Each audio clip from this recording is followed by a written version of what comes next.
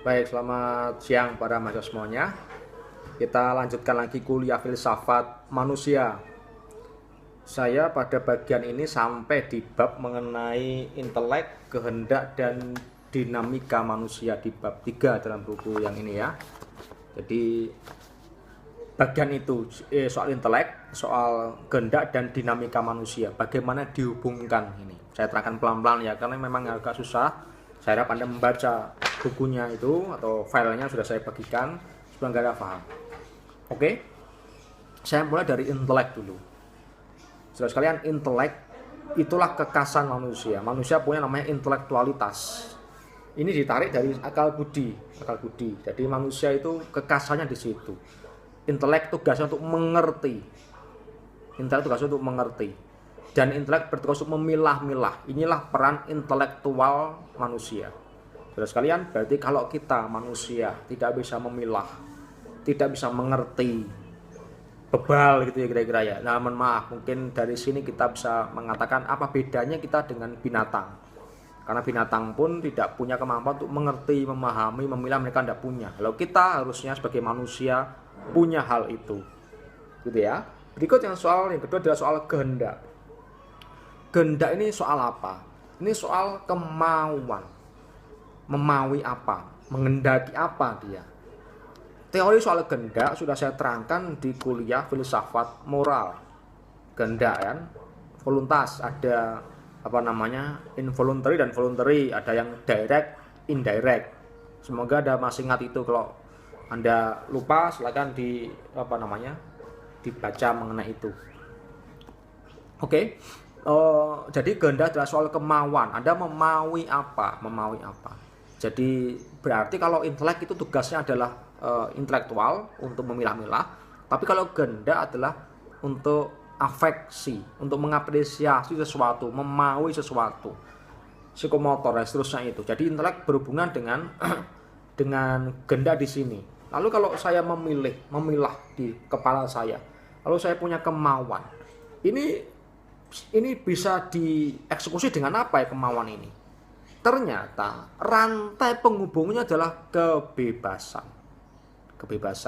Jadi intelek menghendaki sesuatu, memaui, dan dieksekusi dengan bebas. Seperti roda dan pedal sepeda. Itu kan penghubungnya rantainya. Itu kan rantai. Nah, ini rantainya adalah kebebasan supaya sepeda itu bisa bergerak maju. Kalau Anda ngontel sepeda tanpa rantai terhubung dengan roda, itu kan tidak bisa maju. Jadi rantai penghubungnya ternyata adalah kebebasan ini, saudara sekalian. Baik, lalu hubungannya apa, Pak? Antara kehendak manusia dan kebebasan. Mengenai hubungan dua hal ini, ada di halaman 11, saya terangkan mengenai ada berbagai aliran mengenai hubungan antara kehendak dan kebebasan ini. Yang pertama, saya terangkan dulu aliran yang mengatakan bahwa kehendak manusia itu tidak bebas. Itulah aliran namanya determinisme. Jadi jadi ditentukan dari luar. Kehendak manusia tidak ada yang bebas. Semua serba ditentukan oleh orang lain, oleh pihak lain atau unsur lain. Pokoknya di luar dia. Itulah namanya determinisme. Misalnya, kalau Anda, Pak, saya kuliah itu kan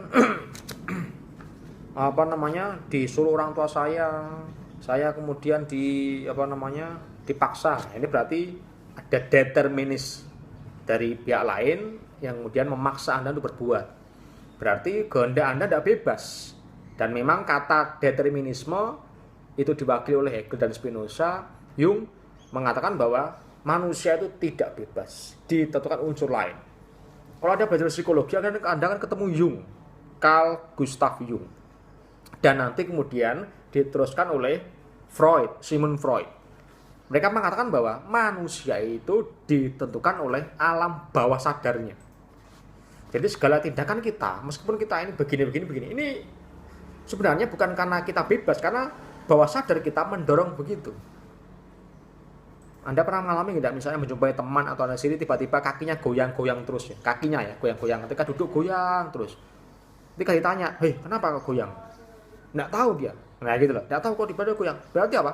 Berarti ada bawah sadar yang memaksa dia untuk bergoyang.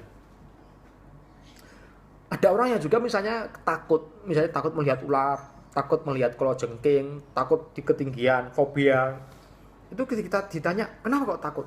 Nggak tahu, berarti apa? Itu bawah sadarnya mendorong dia. Berarti manusia yang sadar ini sebenarnya ditentukan oleh ketidaksadarannya. Gitu kira-kira ya. Jadi tidak ada manusia yang bebas. Itu kata determinisme. Semua serba ditentukan oleh unsur lain.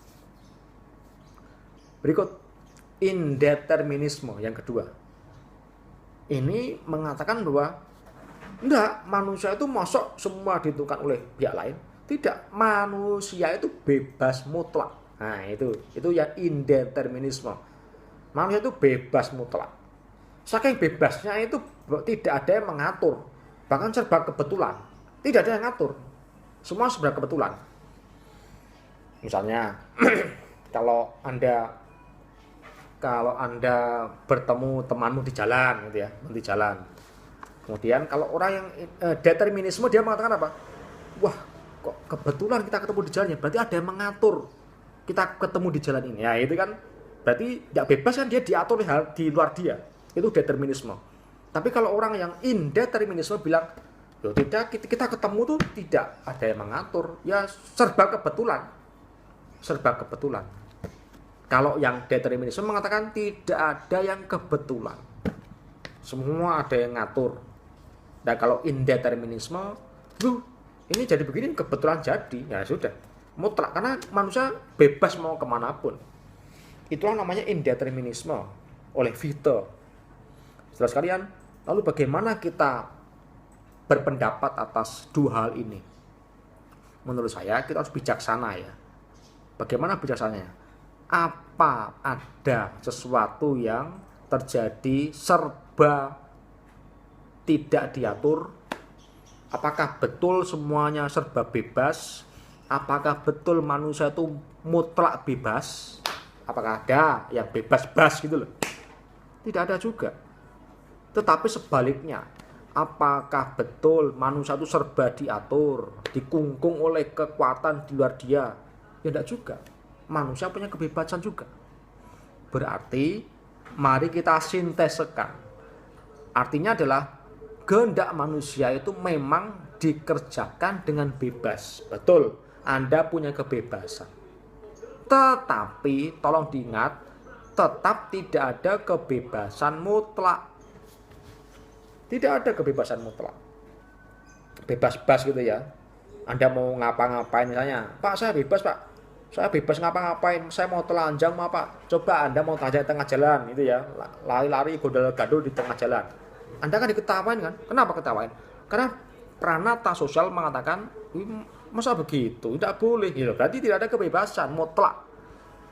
Semutlak-mutlaknya tidak ada. Oke, itulah namanya perdebatan antara paham determinisme dan indeterminisme. Oke. Saya teruskan dengan dinamika tindakan manusia.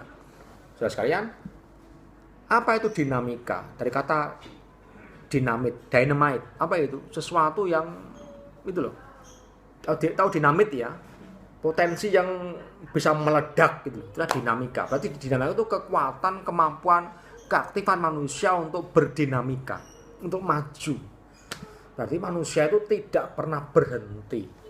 Manusia itu terus aktif ke arah yang lebih baik. Itulah namanya berdinamika. Tidak ada manusia yang statis. Dari lahir sampai sekarang tetap bayi saja, tidak ada. Ya wajahnya kok seperti itu, bayi pakai empeng, pakai bobotnya sekian gram terus. Tidak ada. Manusia kan terus dari bayi beranjak TK, SD membesar dan akhirnya membedah. Dan tak terbendung sampai gembrotnya bukan main. Kan berarti berdinamika manusia, berkembang. Berarti manusia tidak pernah diam, aktif. Tidak ada yang diam. Meskipun sekarang kita di rumah, tidak ngapa-ngapain kata gitu loh. Loh enggak, kita tuh ngapa-ngapain di rumah, ngapa-ngapain juga. Kita bergerak, aktif, kreatif. Ya ini menantang kita kan, Anda di rumah ini stay in home ini, stay at home ini menantang kita untuk meskipun kita stay di rumah tapi harus tetap aktif. Kalau tidak tidur kemudian ngimpi saja di rumah ya tidak ada apa-apanya. Tapi tidur pun tuh aktivitas juga. Dan kemudian mengarah kepada sesuatu yang harus Anda maknai. Tidur pun adalah kebaikan karena itu kemudian memperbaiki sel-sel tubuh lah. Itu kan berarti kan dinamisitas. Berarti artinya yang namanya manusia itu meskipun tidur tuh aktif loh. Batu itu tidak bisa apa-apa, karena dia pasif. Berarti kan manusia itu apapun yang dia kerjakan, tidur sekalipun dia itu kemudian aktif. Tidak pernah berhenti. Apalagi kalau bangun tidur pasti lebih aktif. Maka bangunlah semua, jangan tidur melulu supaya lebih aktif. Jangan hanya puas untuk tidur saja. Gitu kira-kira ya. Jadi manusia itu adalah makhluk yang dinamis. Itulah juga gunanya belajar supaya hidup kita makin baik, makin dinamis. Berikutnya, saudara sekalian, manusia itu adalah person. Apa itu person? Subjek. Batu, kucing, kerbau, anjing itu bukan subjek loh ya, bukan subjek. Manusia itu dengan mengatakan bahwa dia person, dia subjek, itu dia bisa menyadari kediriannya. Dia bisa merefleksi dirinya.